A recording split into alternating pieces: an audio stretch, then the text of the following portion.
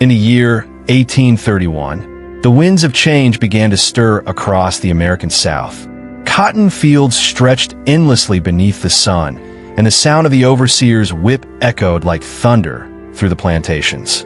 Enslaved men and women labored under unbearable heat, their songs rising in coded defiance, melodies that spoke of hope, of rivers to cross, and stars to follow.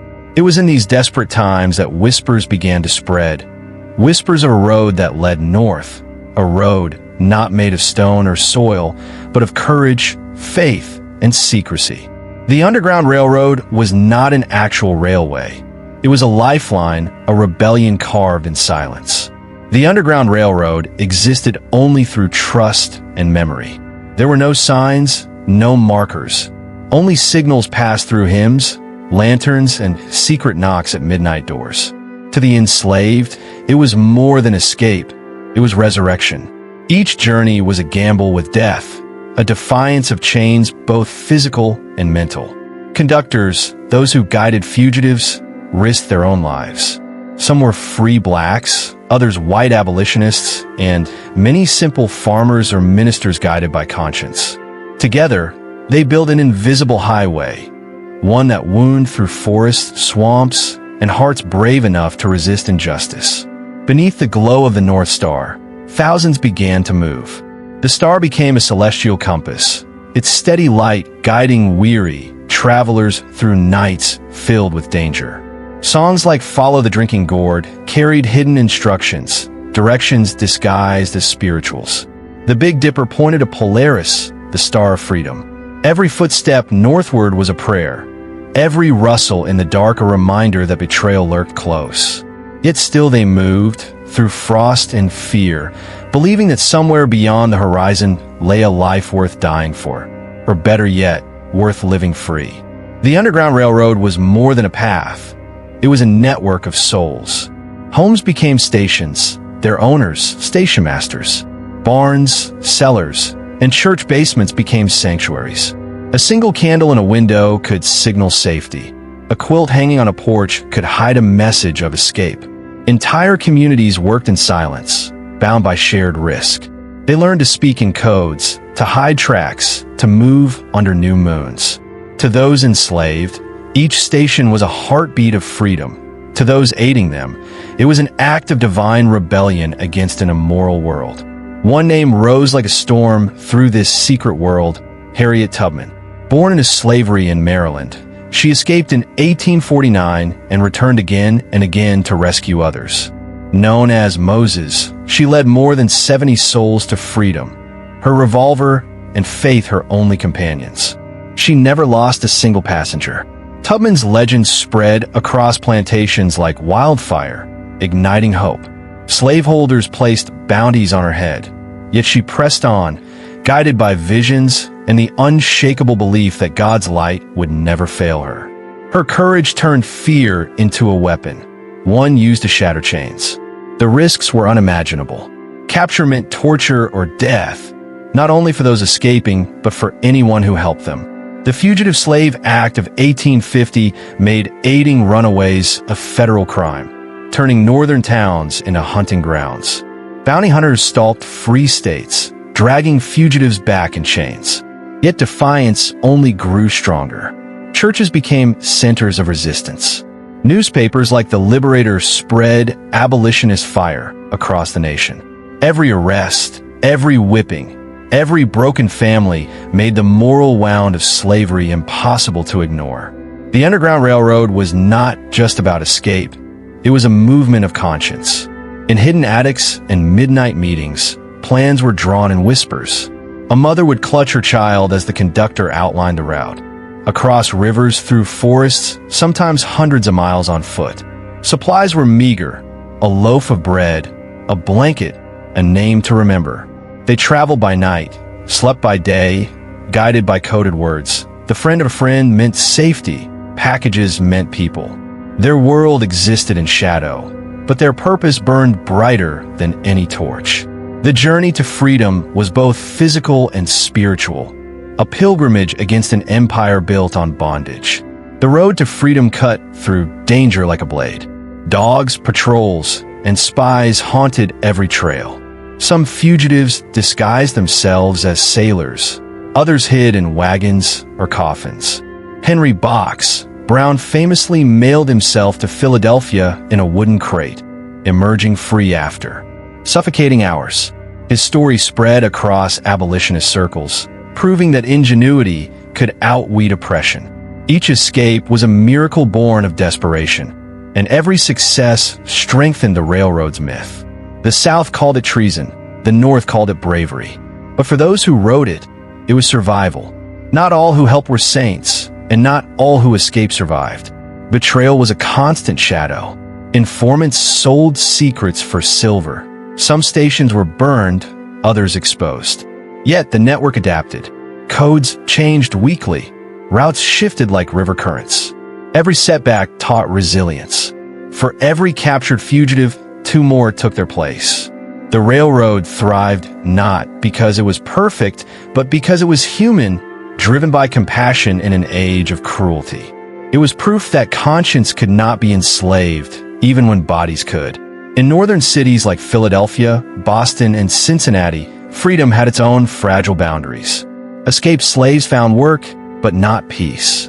Racism and poverty still waited, even beyond the Mason-Dixon line. Yet, they built new lives, opening schools, churches, and communities where the word freedom finally meant something tangible.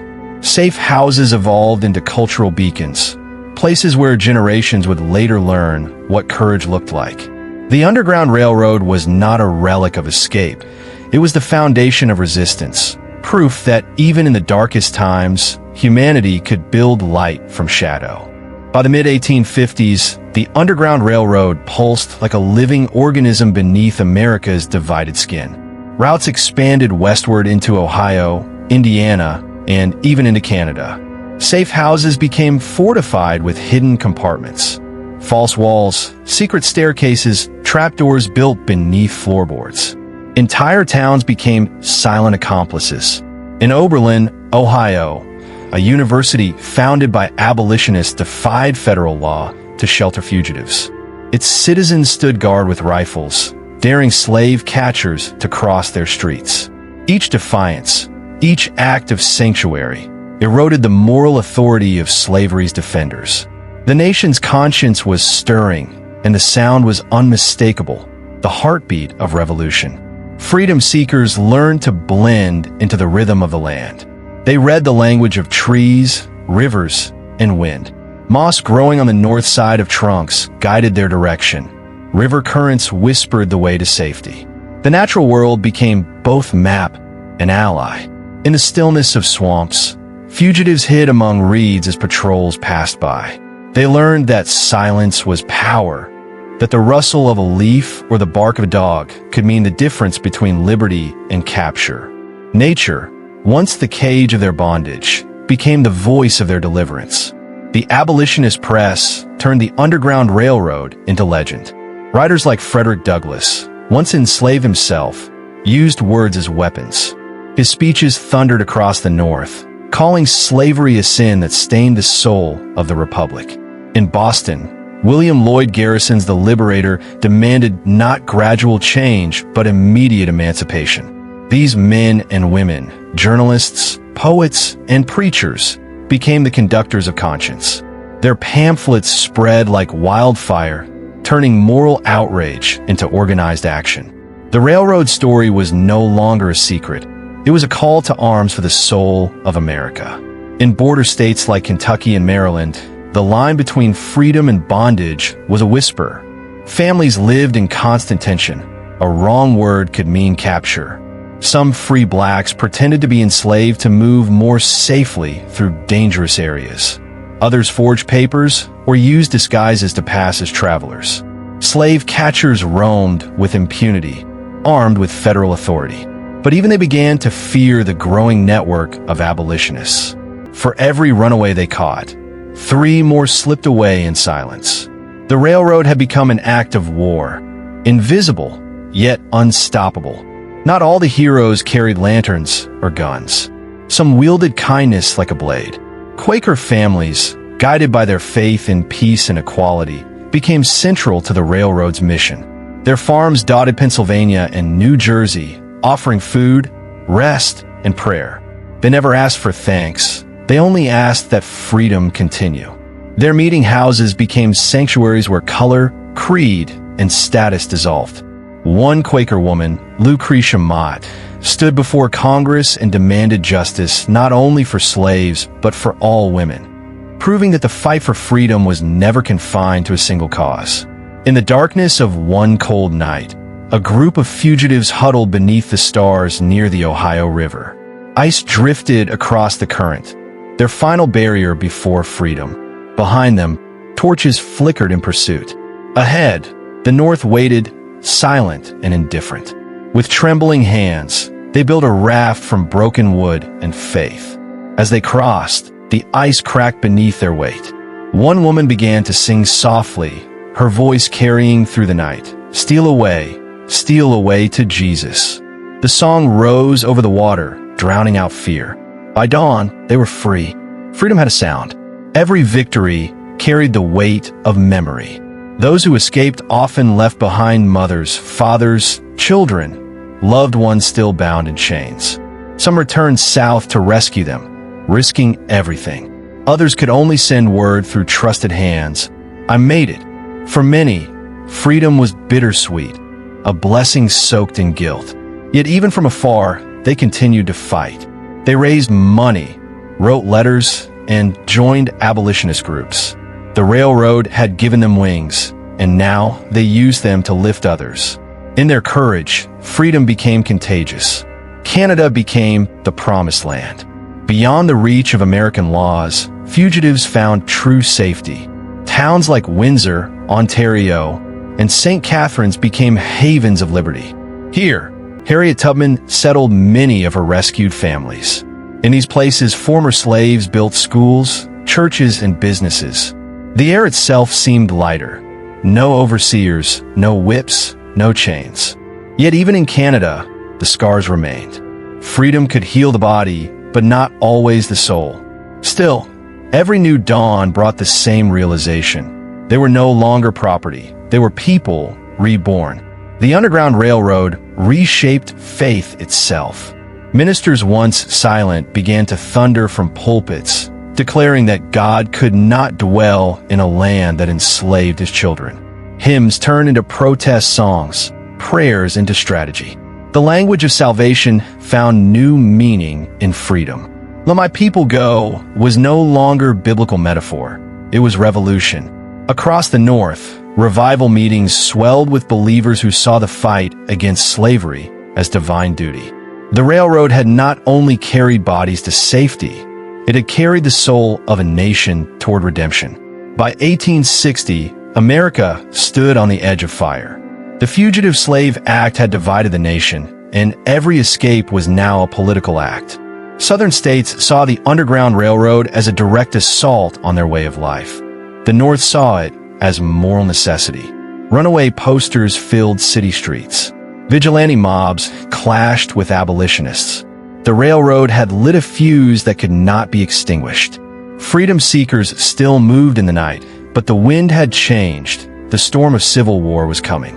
The Underground Railroad had done more than free the enslaved. It had awakened the nation. When the first shots were fired at Fort Sumter in 1861, the whispers of the Underground Railroad became a roar. What had once been hidden now burned openly in the nation's conscience. Enslaved men and women fled plantations by the thousands, seeking refuge behind Union lines.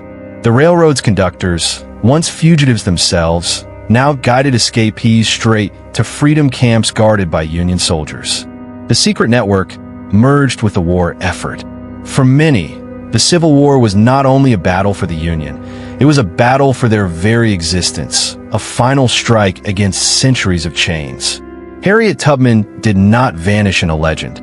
She marched into history. During the war, she served as a spy, scout, and nurse for the Union Army. Her knowledge of Southern terrain, learned from years on the railroad, became invaluable. In 1863, she led the Combahee River Raid in South Carolina. guiding Union gunboats through Confederate territory and freeing over 700 enslaved people in a single night. Her courage turned myth into military strategy. Under the cover of darkness, she transformed from rescuer to liberator, proving that the railroad's greatest conductor had now become its general. The Underground Railroad's invisible tracks now crossed the battlefields. Union camps became the new stations.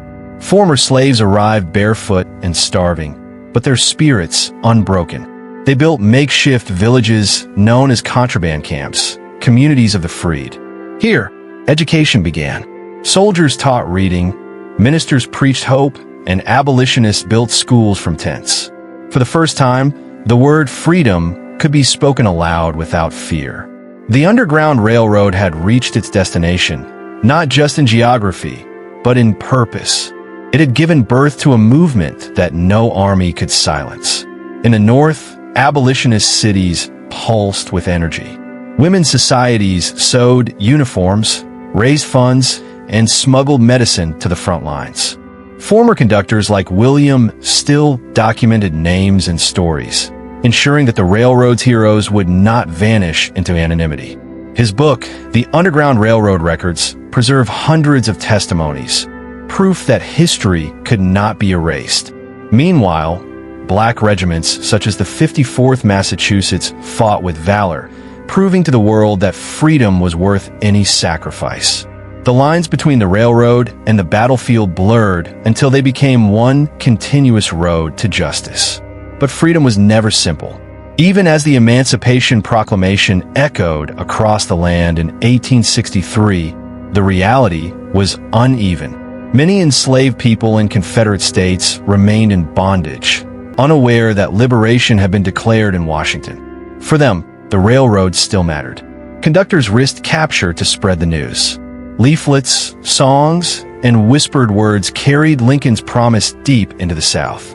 "You are free," they said, and in that sentence lay centuries of dreams.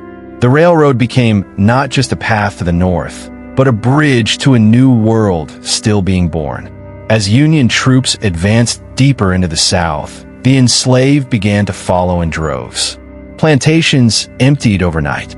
Rivers became roads of exodus. The air was thick with the sound of feet marching toward freedom. Soldiers watched in awe as thousands crossed their lines, clutching children, carrying nothing but faith. One officer wrote, "They came by the thousands, as if led by some invisible hand." That hand was the spirit of the Underground Railroad, now stretching across an entire continent, guiding a nation through its own rebirth. Yet not everyone celebrated liberation. In border states, resistance grew fierce. Slaveholders who had lost everything turned to violence, forming militias and hunting parties. Some captured freedmen, selling them back into slavery in the chaos of war. But the railroad's network endured. Its allies now included Union officers and freed soldiers who refused to let the dream die.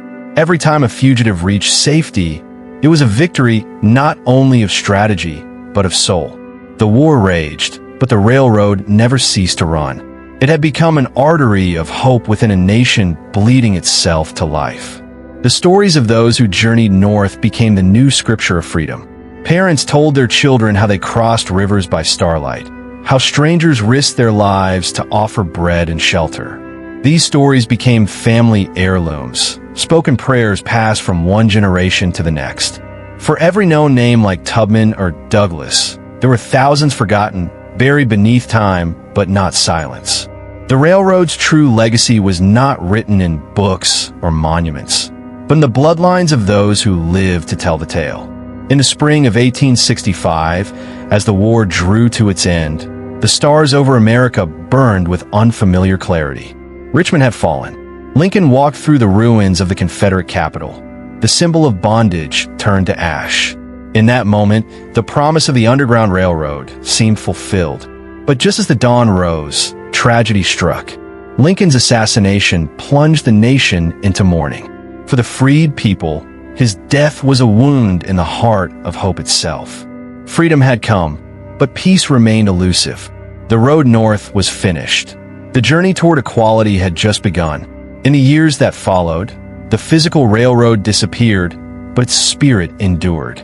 Many of its conductors became teachers, ministers, and community leaders. Freedmen's schools opened across the South, teaching literacy to those once forbidden to read. Churches became centers of empowerment. The same courage that once moved in secret now spoke publicly, in classrooms, in courtrooms, in Congress. The Underground Railroad had done more than carry bodies to safety. It had carried ideals into the bloodstream of America. It had proven that courage, once awakened, can never again be chained. In the first breath of peace, 1865 brought both jubilation and confusion. The Civil War had ended, but the nation was unsteady, a wounded giant learning to walk again. Formerly enslaved men and women flooded towns and cities, searching for lost relatives, for work, for meaning. The promise of 40 acres and a mule whispered through camps like a hymn, but few ever received it. The Underground Railroad's mission had been liberation. Reconstruction's challenge was survival. Freedom had been won in law. Now it had to be built in life. Across the South, schools rose like candles in the dark.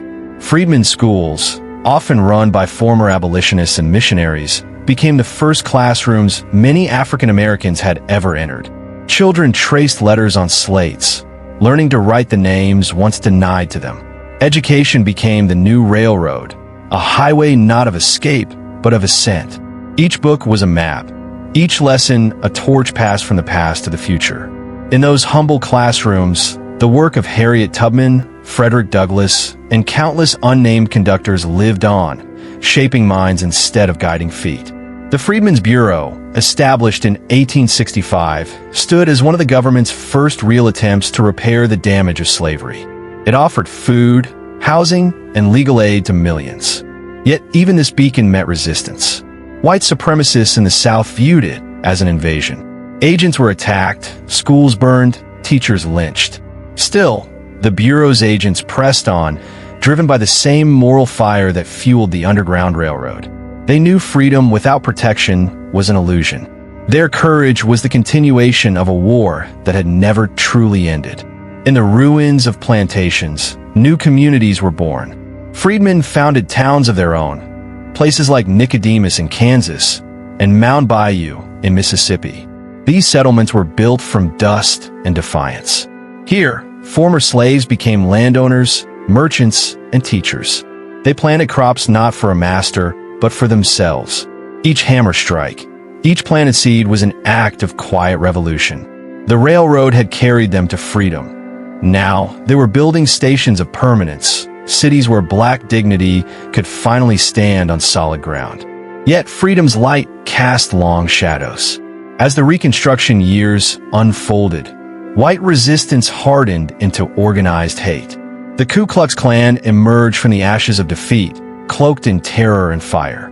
Night riders burned homes, whipped teachers, and lynched those who dared vote. For many freedmen, it felt as if the railroad had reversed course, that the tracks of hope were again leading into darkness. But even as fear spread, secret communities formed to defend one another. The code of silence, once used to hide fugitives, now protected the newly free. The North grew weary of Southern chaos. Political will to protect the freedmen waned as the 1870s arrived. Reconstruction became a battlefield of broken promises. When federal troops withdrew in 1877, the South reasserted control through intimidation and law. Black codes evolved into Jim Crow, rebranding chains as legislation. The dream of equality receded into mist. But even in betrayal, the legacy of the Underground Railroad endured, whispered in sermons, sung in spirituals, and kept alive by those who refused to forget what courage had once achieved. Former conductors aged into legend.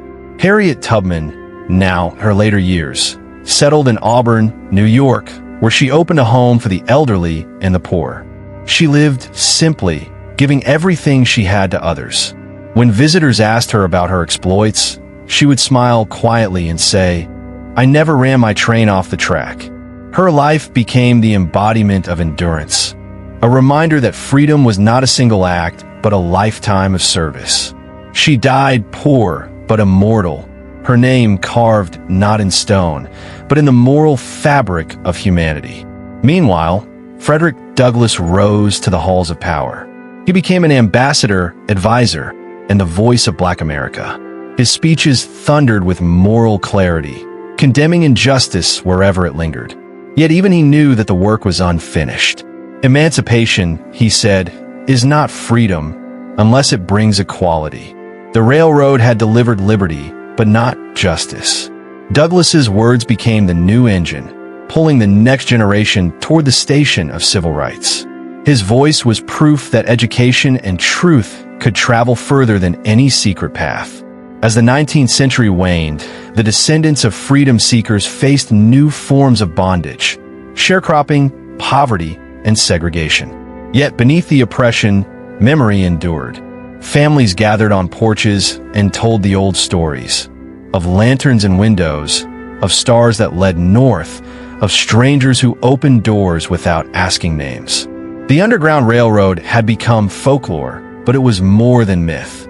It was a manual for resilience, a reminder that resistance could be woven into everyday life, even under the heaviest chains. At the turn of the 20th century, the echoes of the railroad took new shape. The Great Migration began, millions of African Americans moving from the South to northern cities like Chicago, Detroit, and New York. Once again, people followed unseen paths toward freedom, carrying faith and memory with them. Trains now replaced secret trails, but the spirit was the same. The journey from bondage to possibility continued, reshaping America's cities and soul. The Underground Railroad had not vanished. It had evolved, its tracks now running through the veins of nations still learning what liberty means. In the smoky dawn of the 20th century, America's cities throbbed with new energy. Steam engines replaced horses, skyscrapers pierced the sky. Yet deep beneath the progress, the ghosts of the past lingered. Black families from the South arrived in northern cities with hope in their hands and stories in their hearts. They brought the memory of the railroad with them, not as fugitives, but as survivors. Each family carried a living archive, songs sung by ancestors, prayers whispered in cotton fields, courage written in blood. The tracks of the Underground Railroad had become veins of culture, pulsing beneath the nation's growth. The Great Migration turned movement into mosaic. Between 1910 and 1930, over 1 million African Americans left the rural South, chasing the echo of freedom. Trains that once symbolized flight from bondage now represented arrival. Harlem, Chicago's South Side, and Detroit's Paradise Valley became the new stations, places where ideas and dreams converged. The migrants carried not only labor but legacy. They built communities, opened churches, and filled the air with jazz, the sound of liberation reimagined. The Underground Railroad's rhythm found new life in horns, drums, and poems that refused to forget. Out of this migration rose a cultural revolution. The Harlem Renaissance became a spiritual descendant of the Underground Railroad, a rebellion not of flight, but of creation. Writers like Langston Hughes, Zora Neale Hurston, and Claude McKay turned their pens into lanterns, illuminating the soul of Black America. Their art spoke of beauty amid struggle, joy amid injustice. It was a new kind of freedom, the right to define oneself. The same courage that once defied the whip now defied invisibility. Harlem was not just a neighborhood. It was the next stop on freedom's timeless journey. The music carried the message further.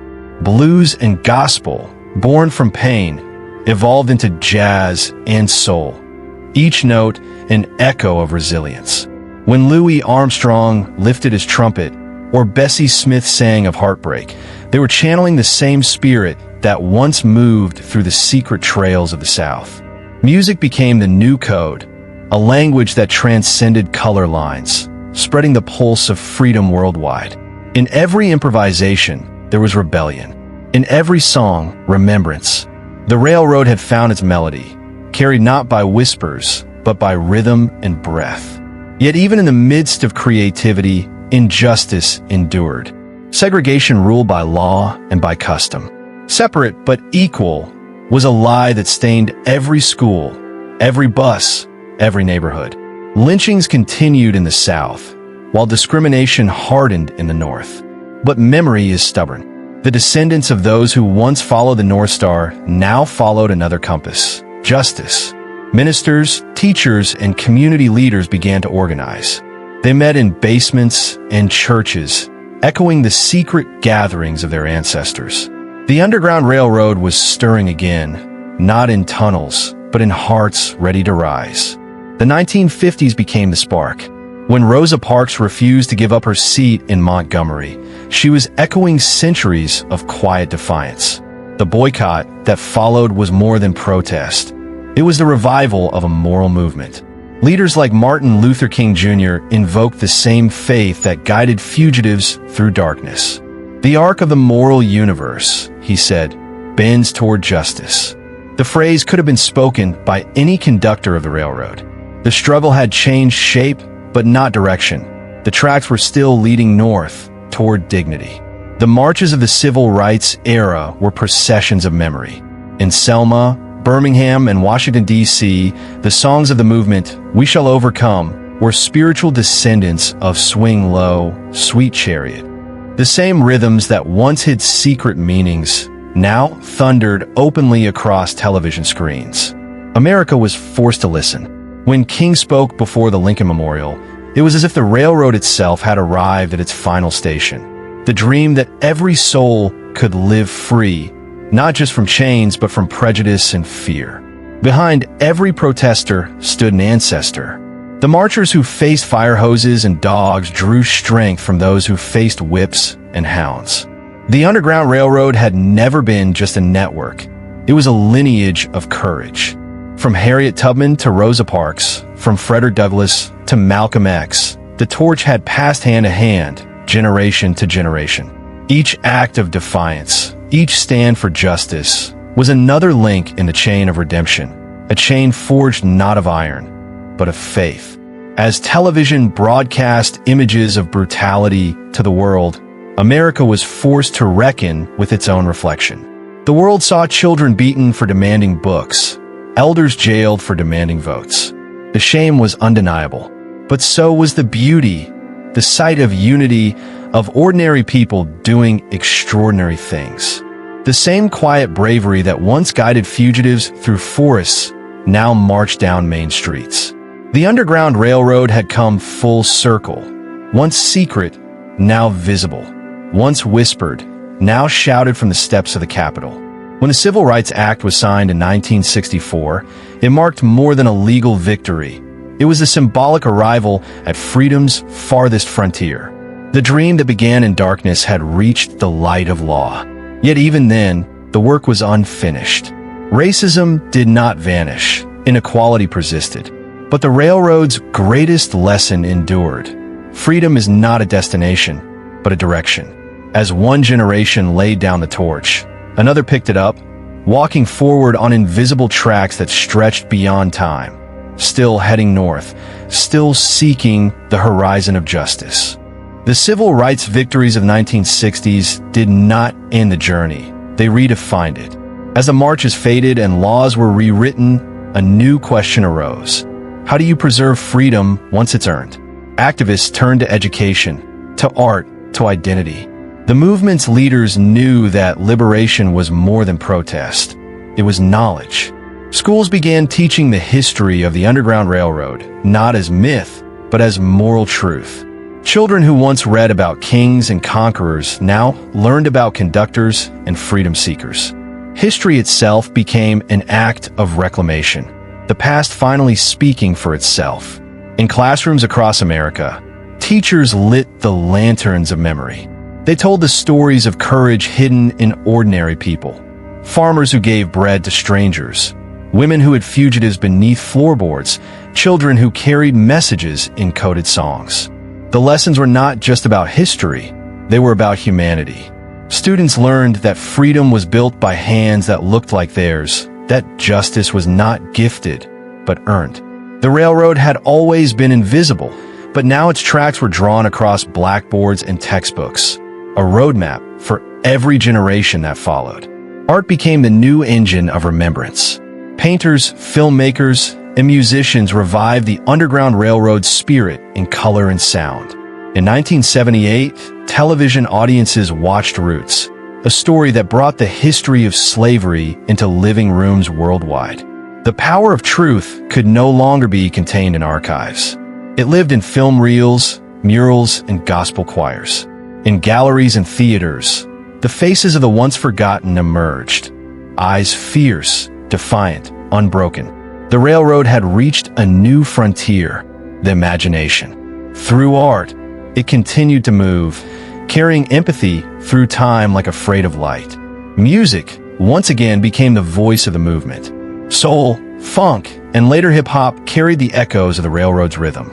Artists like Marvin Gaye, Nina Simone, and later Public Enemy turned rhythm into resistance, melody into message. Their lyrics spoke of chains both visible and invisible, of prisons, poverty, and pride. The microphone became the modern lantern, shining light into injustice's darkest corners. Each beat, each verse, was a reminder that freedom is not static. It must be sung, shouted, and lived. The railroad now ran through speakers, its energy vibrating through generations. The memory of the Underground Railroad also crossed borders. In Canada, museums and memorials honored the freedom seekers who arrived through Windsor, Buxton, and Niagara. In the Caribbean and West Africa, scholars traced the diaspora's connections, how courage flowed from continent to continent. The story of the railroad became part of a global conversation about human dignity. In Ghana, the door of no return stood opposite the door to freedom. In the Americas, two ends of the same journey. Across oceans and centuries, the path of liberation had come full circle. In the 1980s and 1990s, historians and archaeologists began uncovering physical traces of the railroad. Beneath old houses, they found secret tunnels, false walls, and hidden compartments carved by trembling hands. Each discovery was an exhalation from the past, proof that the stories were real. Museums in Cincinnati, Detroit, and Philadelphia rose to preserve them, their walls echoing with the footsteps of the brave. Visitors walked through exhibits lit like twilight, guided by recordings of songs once sung in the dark. The Underground Railroad had become a bridge, linking the living to the long-silenced voices of freedom. For African Americans, the railroad story became both mirror and map. It reflected the pain of the past and pointed toward the promise of the future. Activists of the late 20th century, from Angela Davis to Nelson Mandela, invoked its legacy as proof that resistance works.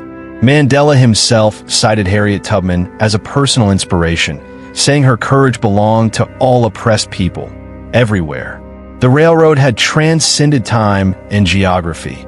It was no longer American history alone. It was human history, a testament to the endurance of the will to be free. As new generations came of age, the lessons evolved. The Underground Railroad became a metaphor for every fight against oppression. Civil rights for women, for indigenous peoples, for the poor and the displaced. Its spirit appeared in protests, in classrooms, in whispered prayers at vigils. The lantern once hung in a farmhouse window now glowed in the raised fists of protesters marching for justice. The routes had changed, but the message remained the same. Freedom is a shared responsibility. Each person, in their time, must decide which side of history they will stand on. By the dawn of the 21st century, technology had built new tracks, digital highways connecting voices across the globe. Social media became a modern form of the coded song, spreading truth faster than any messenger could run. Hashtags replaced lanterns, stories replaced silence.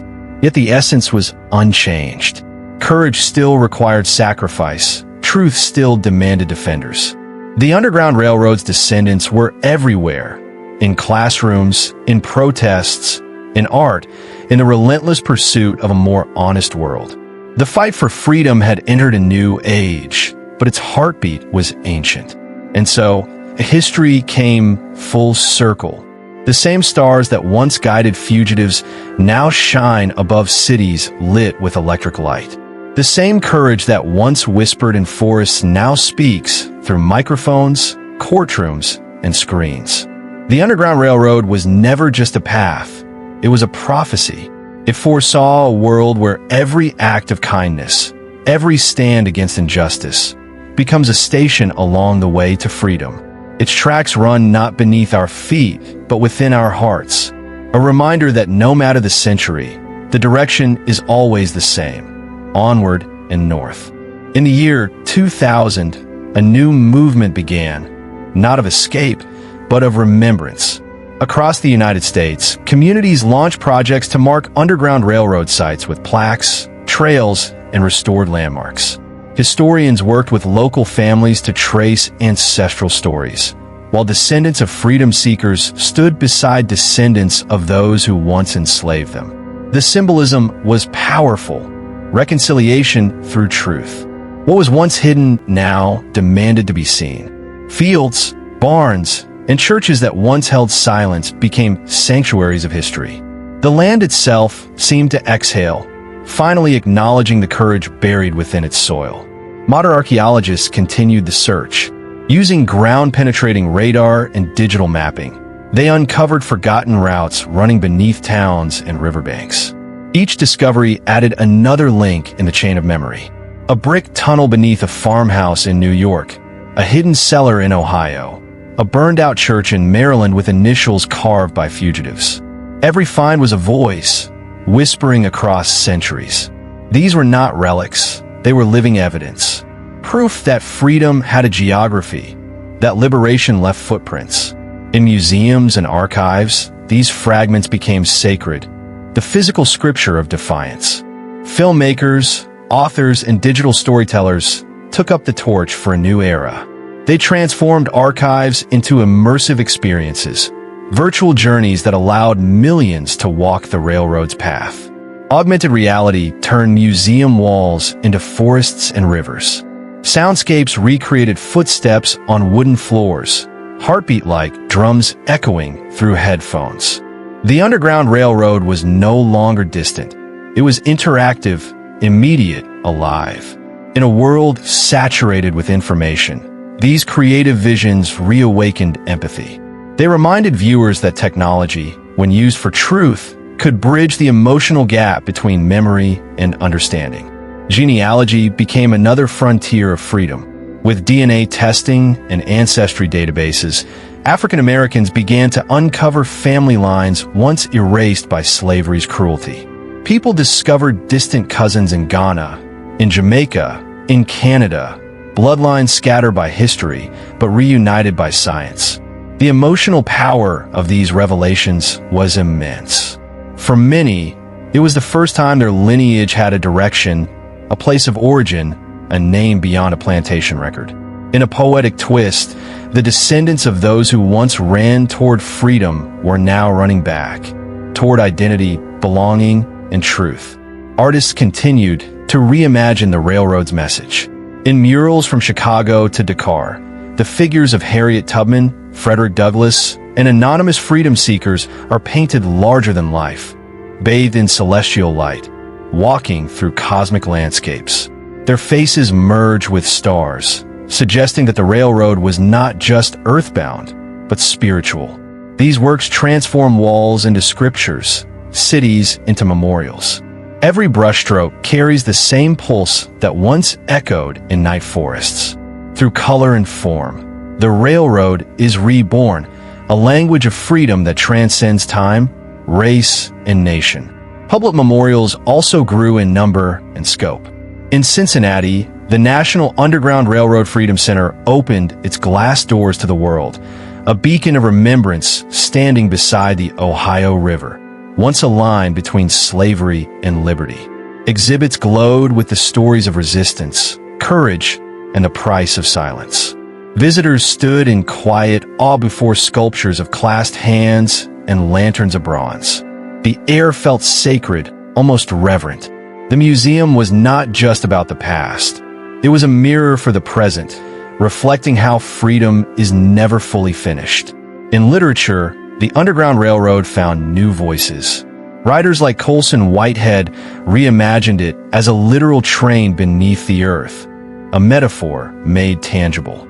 His Pulitzer-winning novel reached millions, transforming history into haunting fiction that forced readers to feel the claustrophobia, terror, and hope of escape. Other authors followed, crafting poems and essays that wove fact with myth. Through words, the railroad traveled once more, across pages, languages, and imaginations. The power of story, it seemed, was still the most unstoppable locomotive of all. Education became the next great revolution. Schools began teaching the railroad not as a side chapter, but as the foundation of American moral identity. Students mapped escape routes, wrote journals from the perspective of conductors, and debated the ethics of disobedience. History was no longer rote memorization. It was immersion, empathy, reenactment. Teachers emphasized that freedom is not guaranteed. It is sustained by action. In that way, every classroom became its own station, a place where young minds learned to carry the flame forward. The past was no longer over. It was an assignment for the living. Around the world, people recognized their own versions of the Underground Railroad. In Europe, activists compared it to the escape networks of World War II. In Asia and the Middle East, human rights defenders used its legacy as a model for smuggling refugees to safety. The language of resistance had become universal. Across continents, the phrase Underground Railroad symbolized humanity's refusal to surrender compassion. Its routes might differ, but its purpose remained constant: to defy tyranny through courage and conscience. The railroad had truly become global, a spiritual infrastructure of hope. And yet, the story continues. Every generation faces its own form of captivity, ignorance, inequality, fear. The railroad's legacy reminds us that freedom is not a gift, but responsibility handed down through time. It challenges us to build new routes for those still trapped by poverty, prejudice, or silence. The lantern still burns if we choose to light it. The tracks still stretch north if we dare to walk them. The Underground Railroad is not over. It was never meant to end, only to lead us again and again toward the horizon of what's right. In every era, the railroad reappears, disguised but unmistakable. It's in the faces of migrants walking across borders, in whistleblowers exposing hidden injustices, in protesters marching through tear gas. The world changes, but oppression finds new shapes, and so does courage. Modern conductors no longer hide fugitives and addicts. They hide truth in encrypted messages, in activism, in art. Freedom seekers no longer follow the North Star. They follow conscience. The Underground Railroad was never about tunnels and lanterns. It was about the eternal instinct to resist chains. The tracks have gone digital, but the destination remains the same: dignity. In cities where steel and glass now rise, echoes of the old paths still linger. New York, Philadelphia, Detroit, beneath their streets lie forgotten basements once filled with whispers and hope. Now, commuters walk above them, unaware that their footsteps trace the routes of the brave. Yet sometimes, on quiet nights, the city seems to hum with their memory, a low vibration of persistence. Cinematically, the camera pans downward through concrete and centuries, revealing hidden chambers where flickering lanterns once burned.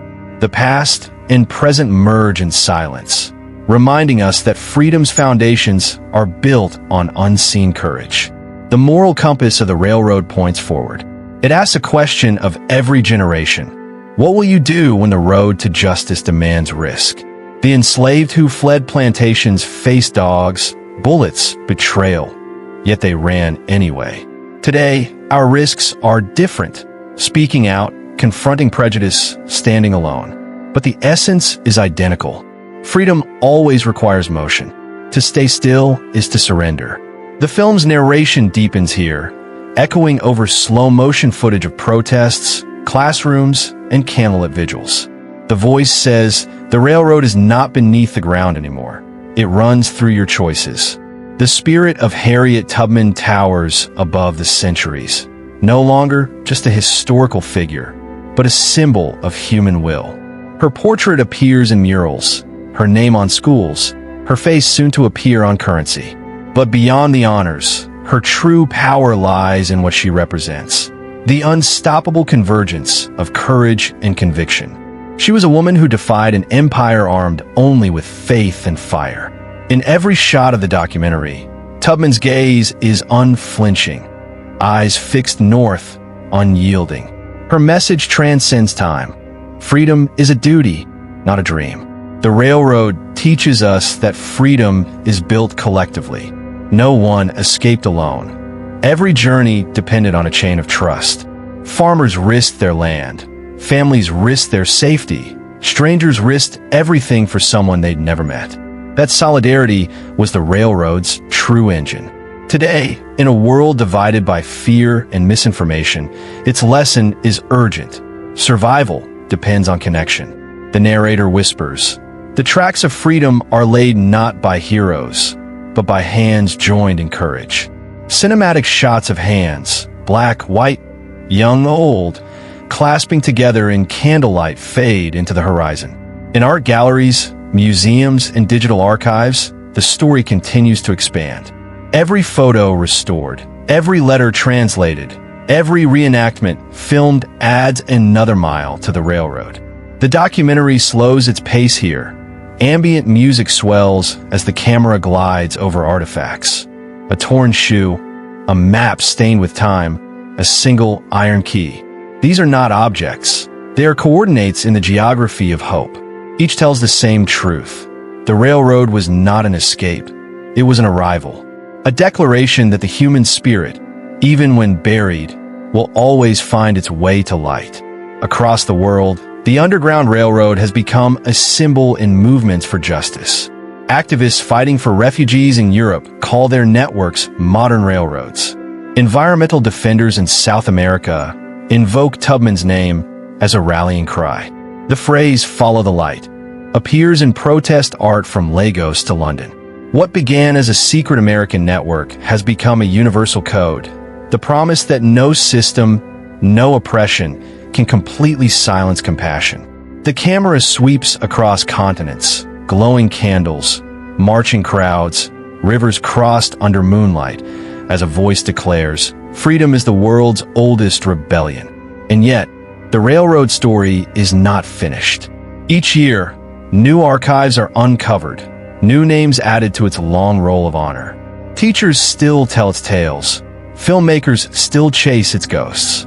Its message remains alive because the struggle it represents is unending. The narrator asks, if freedom is a road, who among us dares to keep building it? The screen fills with faces, students, elders, activists, 1,000 eyes looking directly into the camera. For a moment, the past and the present blur, and the audience feels the weight of inherited courage pressing forward. The final act begins with silence. A slow fade to black. Then a heartbeat. The faint sound of footsteps. The narrator whispers. They called it underground because it was unseen. They called it a railroad because it moved. The music swells, orchestral and haunting. The camera moves upward, through soil, through roots, through city streets, until it reaches the night sky, where the North Star still shines. The film reveals its truth. The railroad was never buried. It runs through every generation that dares to walk toward light. Its tracks are eternal. The lantern returns. It glows softly in the dark, the same as it did centuries ago. A beacon of defiance, of faith, of direction. Around it, faces of all races and ages gather, their reflections merging in the glass. The voiceover concludes, freedom has no final destination, only travelers. The Underground Railroad was built not to end, but to continue. The camera lingers on the lantern flame, flickering like memory before cutting to black. The credits roll over the faint hum of a train, not one of steel and smoke, but of heartbeat and hope. The journey goes on, The next morning after the lantern fades, the screen opens to sunlight breaking over rivers once crossed in fear. Children play along the banks where fugitives once hid in the reeds. Their laughter feels like healing, like history itself exhaling. The narrator says softly, "They ran so we could walk." This is the essence of legacy, not statues or plaques, but lives unafraid to exist. The railroad was never about escape alone. It was about creating the possibility of a morning like this one, where the sound of running water replaces the sound of pursuit. Across America, descendants of freedom seekers gather each year. At reunions in small towns and historic sites, they tell stories once whispered in secret. Some read from diaries, others sing old spirituals passed down through generations. There are tears, but also laughter, the kind that comes from survival. One woman says, "My great-great-grandfather hid in a hayloft. Today, I teach history in the same county." The camera lingers on her face, the circle complete. The Underground Railroad's victory was not only escape, it was endurance. To still exist, to still tell the tale, is the greatest triumph of all. In universities and digital archives, scholars continue to trace the railroad's map, not with compasses but with data. They chart family migrations, decode letters, and reconstruct vanished routes using satellite imagery. For the first time, history breathes in pixels and code. Students around the world can step into virtual tunnels, follow escape routes, and hear the songs that carried messages in the dark. The railroad has become an open classroom, one that belongs to everyone. Through technology, the past no longer hides in books. It walks beside us, whispering lessons we still need to learn. Teachers have become the new conductors. They guide minds instead of travelers, but their mission is the same: to lead others out of ignorance toward awareness. Every classroom light is a lantern. Every lesson about courage, a signal of passage. The documentary shows scenes of teachers reading Tubman's words aloud, students sketching maps, children holding hands in circles. The narrator says, "Once, freedom was a secret journey. Now, it is a shared education." And as the camera pans across a school mural of the North Star, it feels as though the railroad itself has found its next generation of guardians. The story of the railroad is now a universal mirror. In South Africa, people see it in the fight against apartheid. In Myanmar, activists whisper its lessons in safe houses. In Ukraine, civilians escaping war draw strength from its spirit. The Underground Railroad has transcended geography. It is now a symbol of conscience itself. When injustice rises, the same question echoes through centuries. Who will guide us this time? The documentary overlays global footage. Refugees crossing borders, women marching for equality, children raising signs that red freedom is a direction. The world, it seems, still walks the same road. For many, the railroad represents something deeply spiritual. Churches hold vigils with candles shaped like lanterns, prayers rising for those still in bondage, physical or otherwise. Pastors preach that liberation begins within, in the refusal to accept chains of any kind. In gospel songs, the lyrics blend past and present. Wade in the water, freedom still coming. The camera tilts upward to stained glass glowing like dawn. The narrator whispers, "Faith was the first conductor, hope the last." The Underground Railroad began in silence and prayer, and that same prayer still hums beneath the world's restless surface. Modern activists study the railroad not just for history, but for strategy. They see how secrecy, solidarity, and moral clarity can change the impossible. Human rights organizations train volunteers using the same principles. Move quietly, protect one another, never lose sight of the destination. The past has become a manual for courage. In one scene, a young organizer paints a mural of Tubman beside the word resist. The camera pans to her saying, "We're still on the train, it just looks different now." Her voice is defiant, certain. The railroad lives wherever people refuse to surrender their humanity. Those symbolic borders between captivity and liberty. The camera flies low over misty waters, as the narrator recalls. Each crossing was a baptism into freedom, a rebirth through fear. Modern activists stand by those same banks, holding lanterns during night vigils. Their lights shimmer across the water, joining the reflections of stars. It feels like all of time is present, past, present, and future converging. The railroad began with footsteps in the mud and ends with footprints of remembrance. Freedom, it seems, still flows like water. Only wind through trees, waves against old stones.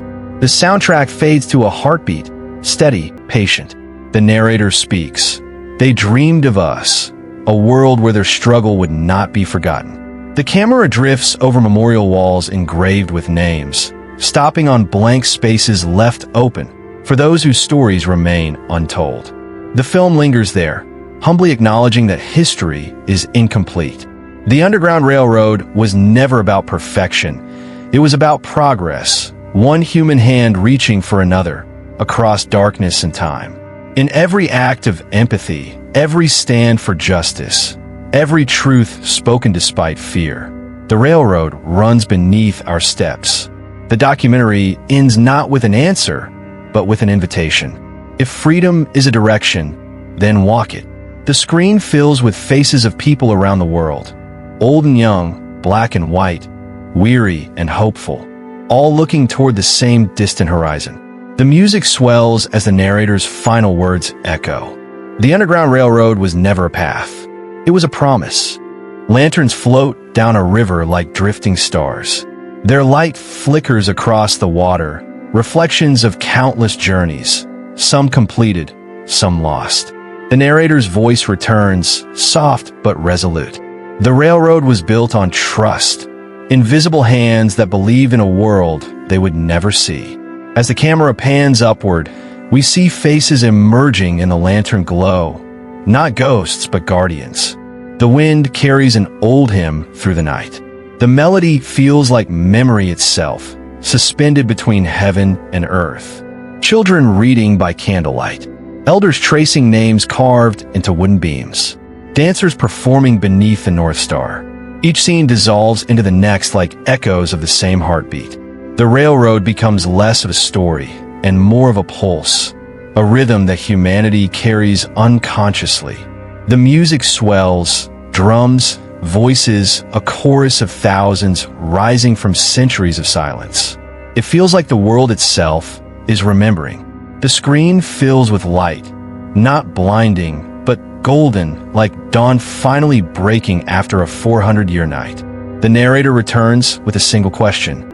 What is freedom, if not the courage to begin again? Scenes of rebirth follow, fields blooming over forgotten routes, descendants planting trees where safe houses once stood, school children unveiling murals of Harriet Tubman. Each act is a resurrection. The Underground Railroad was never buried. It simply waited for a generation brave enough to listen. Cinematically, this is where the soundtrack rises into a triumphant crescendo. Not victory, but continuation. The past is not closing. It is breathing in one breathtaking sequence. The film intercuts between centuries. A fugitive running through moonlit woods, a protester marching through city streets, a teacher holding up Tubman's portrait, a young girl gazing at the North Star. The images merge seamlessly, like moments repeating through time. The narrator whispers, "They're the same traveler, the same dream, reborn in different bodies." Every step ever taken toward freedom, from the first to the last, is part of a single journey. The railroad was never about where it led, but who it made us become along the way. Marble walls engraved with names. Museums built from glass and light. Sculptures of hands reaching upward. Visitors pause in silence, some crying, some smiling. The narrator says, "We remember not to mourn, but to continue." Memory is movement. The camera sweeps slowly across the names, stopping briefly on the word unknown. Then, in a quiet visual miracle, the reflection of the North Star appears in the polished stone, as if the universe itself signs the story's final chapter. Over images of night fields, the voice returns. Once, The stars guided the enslaved north. Today, they guide our conscience. The sky becomes a map of constellations, glowing like a celestial railroad. Each star feels alive, a symbol for every life that dared to seek freedom. The scene is both earthly and cosmic. It reminds the viewer that the railroad's power was never just historical.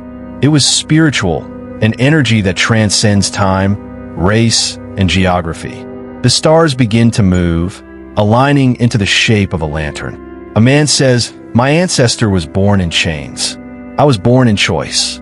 A woman adds, "They ran through darkness so we could stand in light." Their voices overlap, forming a chorus of gratitude. The camera closes in on their faces, eyes full of tears and fire. The narrator's voice, almost breaking, says, "They are not shadows behind us. They're the light ahead." For a moment, all movement stops. The world holds its breath in reverence. Footage from every era, chains breaking, rivers flowing, children laughing, stars shimmering, weaves into a single cinematic tapestry. The color palette warms from shadow to sunlight.